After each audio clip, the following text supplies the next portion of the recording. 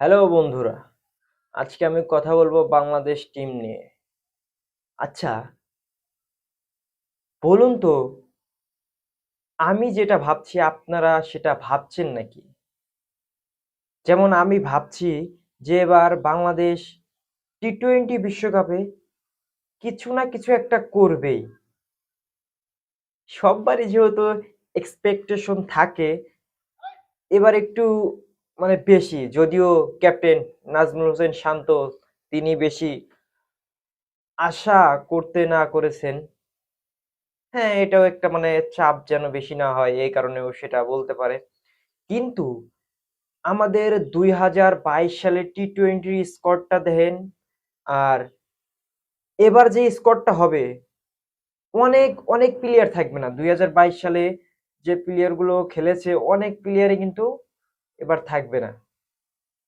যেমন ধরুন, গত টি-20 বিশ্বকাপে আপনার নুরুল হাসান সোহান, তারপর হচ্ছে আপনার মেহেদী হাসান মিরাজ, ইয়াসির আলী রাব্বি, তারপর হচ্ছে ইবাদত হোসাইন, তারপর হচ্ছে আপনার নাসুম আহমেদ, তারপর হচ্ছে আপনার মোসাদ্দেক হোসেন সৈকত, এরা কিন্তু ছিল। আর এরাই কিন্তু এই বিশ্বকাপে কেউ নেই, এরা কেউ নেই। তারপর হচ্ছে আরেকজন স্পেশালি হাসান মাহমুদ, বাংলাদেশের অন্যতম পেস বোলার, সেও কিন্তু নাই। তাহলে দেখুন, এবারে যে বিশ্বকাপ স্কোয়াডটা আমার মতে যেটা হতে যাচ্ছে 15 জন, তার মধ্যে আমি 12 জন আমি একদম শিওর যে এরা থাকছেন। 12 জনের মধ্যে কে কে আমি বলি। নাজমুল হোসেন শান্ত, তিনি ক্যাপ্টেন, তিনি তো থাকবেন, এতে কোনো সন্দেহই নেই। লিটন দাস, সে যতই খারাপ খেলুক, যতই বাজেভাবে খেলুক, যতই জিরো রান আউট হোক, তাকে রাখবেই, তাকে রাখবেই। তারপর হচ্ছে আপনার সৌম্য সরকার, কি কামব্যাক! নিউজিল্যান্ডের মাটিতে কি কামব্যাকটা তিনি করলেন। তারপর হচ্ছে আপনার এই সাকিব আল হাসান, তারপর হচ্ছে অলরাউন্ডার, যেহেতু সে তো থাকবে, তাতে কোনো সন্দেহ নেই।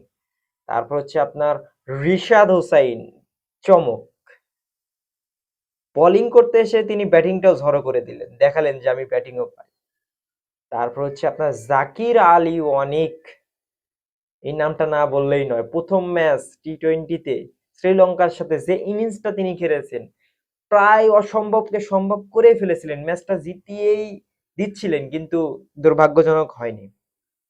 তারপর আপনার এই মুস্তাফিজুর রহমান, তাসকিন আহমেদ, তারপর হচ্ছে আপনার শরীফুল ইসলাম, তারপর হচ্ছে শেখ মেহেদী, তারপর হচ্ছে আপনার মাহমুদুল্লাহ রিয়াদ। এই মাহমুদুল্লাহর কথাই তো প্রথমে বললাম, কি কামব্যাক! তিনি কি খেলা দেখালেন যে তাকে নির্বাচকরা না নিয়ে পারলেন না। তারপর হচ্ছে আপনার 11 জন হলো। আর একজন হচ্ছে আপনার তানজিদ হাসান তামিম, সে তো থাকবেই। কারণ শ্রীলঙ্কার সাথে লাস্ট 3 নম্বর ওয়ানডেতে গেল সিরিজে তিনি শূন্য সময় ইনজুরির পরিবর্তে তিনি মাঠে নেমেছিলেন, কি ইনিংসটাই না খেললেন! অসাধারণ একটা ইনিংস খেললেন। তারপর হচ্ছে আপনার তাওহিদ হৃদয়, 13 জন, আমি 12 জন বললাম, 13 জন কিন্তু হয়ে গেল। তাওহিদ হৃদয় এখন বলতে পারেন বাংলাদেশের একজন সেরা ব্যাটসম্যান, একটা মিডল অর্ডার সেরা ব্যাটসম্যান, চৈত্রীতে তো থাকবেনই। আর এবারে বিশ্বকাপে টি-20-তে মেডেল মেডেল ওভারগুলোতে, যা মেডেল ব্যাটসম্যানগুলোতে তাওহিদ হৃদয় বড় একটা ইমপ্যাক্ট হতে পারে। আপনার মতামত জানিয়ে দিবেন। এই ছিল আজকে এই পর্যন্ত। পরবর্তী ভিডিও পেতে চ্যানেলটিকে সাবস্ক্রাইব করে রাখুন। সবার আগে খেলার সকল আপডেট, বাংলাদেশ সহ অন্যান্য দেশের যত খেলা আছে সকল আপডেট সবার আগে পেতে চ্যানেলটিকে সাবস্ক্রাইব করুন।